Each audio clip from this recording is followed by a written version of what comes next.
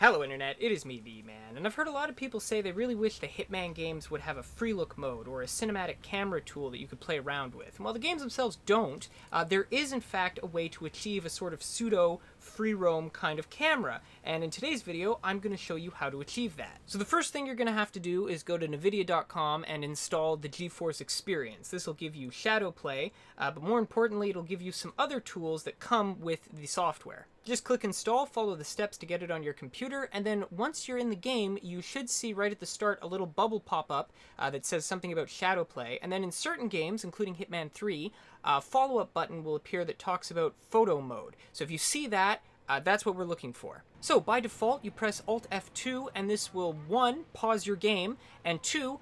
Give you a free moving camera. Now it's not an entire no clip free look like from Gary's mod. The radius that you can leave 47's physical body is fairly limited. As you can see, I'm not getting too far, and I also can't fly through objects. You can fly through people, it's important to note, but not physical terrain, so you can't use it to look through different rooms and stuff. But besides that, for all intents and purposes, it is a cinematic camera tool, so you have lots of different options. You can change your role, you can change your field of view, then you can add filters like black and white, green screen, which doesn't always work, as you can see. You can, most importantly, change the brightness and contrast in the game, although I prefer generally to do that when I'm editing screenshots in Photoshop, but you can do it right here and get it in the raw file. Using it's pretty standard. It's just like moving around in a 3D environment, kind of like a Descent style game. So WASD moves you around on the cardinal directions, Q and E turn you or roll the camera, and then Z and X move you up and down on the Z axis. Now, since it does pause the game, you can use it to get some pretty awesome action shots. Sometimes getting it synced up so that when it pauses, it's exactly when a muzzle flash is on, can take a few tries, and it does take some getting used to because there's a very slight delay, but you can achieve some pretty awesome results and get some really cool screenshots. There are a lot of caveats with this. I'm not going to mention all of them, but one that I encounter a lot is when you scope in on a sniper rifle and then you press the camera button, it will actually, your FOV will be completely messed up and everything will be blurry. So what you have to do is time it perfectly so it pauses the game as 47 raises the sniper rifle to his eye, but not before you actually go into the scope view. And then you can get some pretty nice shots. You can also use it to get screenshots in the middle of assassinations from all different angles. You can achieve some pretty cool stuff depending on the environment that you kill someone in. And while it's a little bit tricky to get the FOV perfect, you can actually kind of get some first-person assassination clips, which are pretty cool.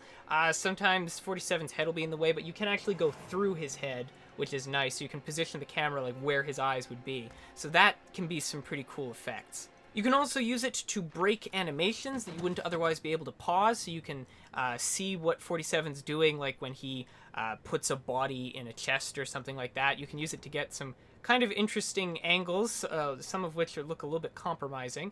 But yeah, you can use this to look at all kinds of different things that you wouldn't normally get a great look at during gameplay. Now, this does not work with all games. For example, Hitman Absolution is a bit older, and as you can see, it only has the bubble about shadow play. There's nothing about photo mode. And then when you do open photo mode, it does not pause the game. The camera option is blurred out, so you can't actually take photos from all different angles. You still have, I think, access to some filters and stuff, but besides that, nothing else, which is really too bad.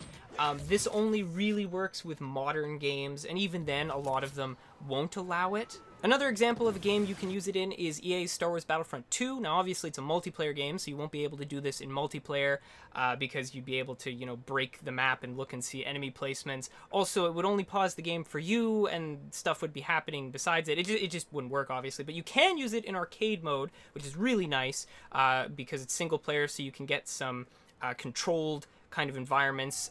You can take all kinds of paused screenshots during actions like jetpacking or meleeing, and you can get some really nice action shots of the different character models, which is really cool. So yeah, that's about it. It is a somewhat limited tool just in terms of what games you can use it in, and depending on the game, you'll have different amounts of freedom. As you can see, Battlefront 2, I was able to move a lot further away from my player model than I was in Hitman 3. But it's a really cool little thing. I find it super helpful. It's how I got all the photos for my different thumbnails for games where I'm able to do this in. And yeah, the software is free, so I encourage everyone to check it out.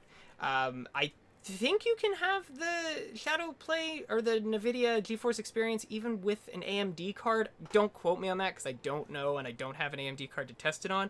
But yeah, it's a pretty cool little thing, and I just thought I would share it since a lot of people don't seem to know that this tool, you might already have Geforce Experience and just not know that you can do this.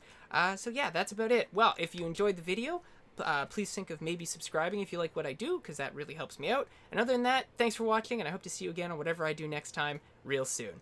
Goodbye!